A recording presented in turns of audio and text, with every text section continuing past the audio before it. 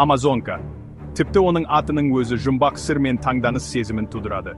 Бұл өзеннің өзі ішкі теңіз сияқты көрінетін, сулары жер бетінде басқа еш жерде кездеспейтін тіршілікке толы кең ауқымды аймақ.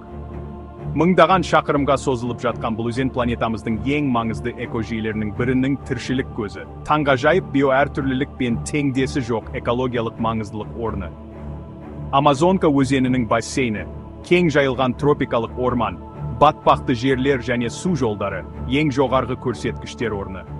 Дәл осы жерде біз ғасырлар бойы зерттеушілерді, ғалымдарды және арманшылдарды тәнті еткен, тіршіліктің жасыл кілемі болып табылатын әлемдегі ең үлкен тропикалық орманды кездестіреміз.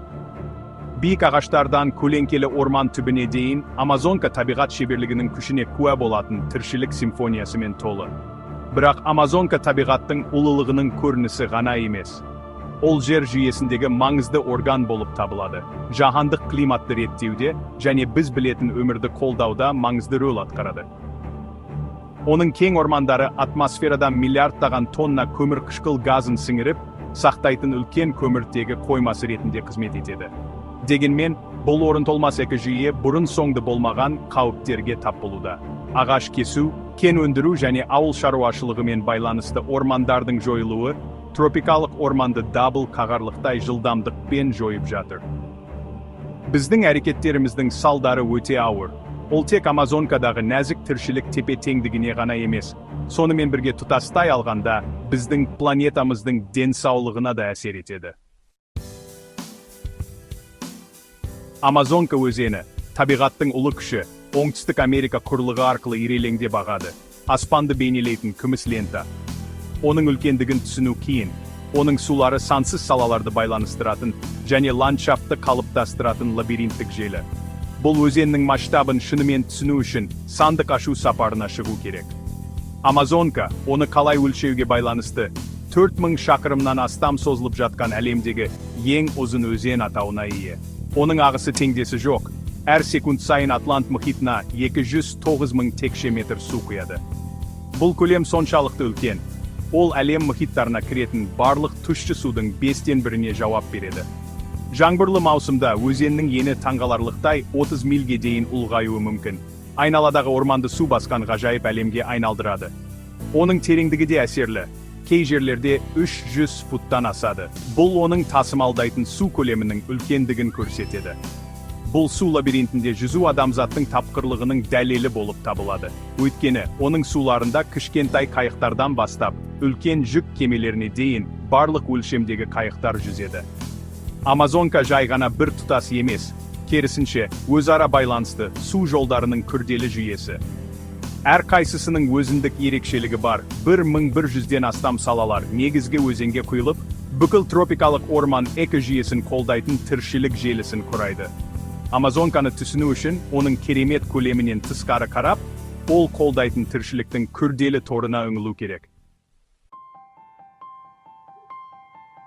Амазонка бассейні биоәртүрліліктің қазынасы, тірі зертхана, онда эволюция тіршіліктің ең жарқын бояуларымен шедевр жасаған.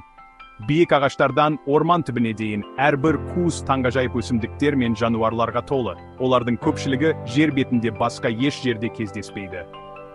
40 000-нан астам өсімдік түрлері, 1300 құс түрлері, 3000 балық түрлері, 427 сүтқоректілер және 2,5 миллион жәндіктер Амазонка тропикалық орманын мекендейді.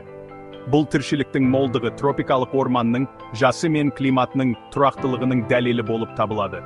Бұл эволюцияға миллиондаған жылдар бойы өз сиқырын жасауға мүмкіндік береді. Тропикалық орманның ең танымал тұрғындарының бірі жасырындығы мен күші аңызға айналған ягуарлар.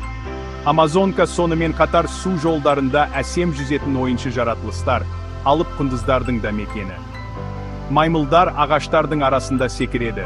Олардың дауыстары ағаштар арасында жаңғырып, ал қауырсындарымен жарқыраған попугайлар қазірдің өзінде жарқын ландшафтқа түрлі түстер қосады. Бірақ Амазонканың шын ғажайыптары көбінесе көрінбейді. Астыңғы қабатта жапырақ кесетін құмырсқалар үлкен жер асты қалаларын жасайды. Ал нәзік орхидеялар ағаш діңдеріне жабысады. Олардың гүлденуі табиғат шеберлігінің дәлелі. Амазонка жаңа түрлер әлі де табылып жатқан тіршіліктің шексіз шығармашылығын еске салатын үнемі ашылулар әлемі. Мыңжылдықтар бойы Амазонка тропикалық орманы әрқайсысының өзіндік мәдениеті, тілі және дәстүрлері бар көптеген байырғы тайпалардың мекені болды. Бұл қауымдастықтар ұрпақтар бойы орманмен үйлесімді өмір сүріп келеді. Олардың өмірі табиғат ырғағымен тығыз байланысты. Олар орманның шын қорғаушылары, олардың білімі мен тәжірибесі оны сақтау үшін өте маңызды.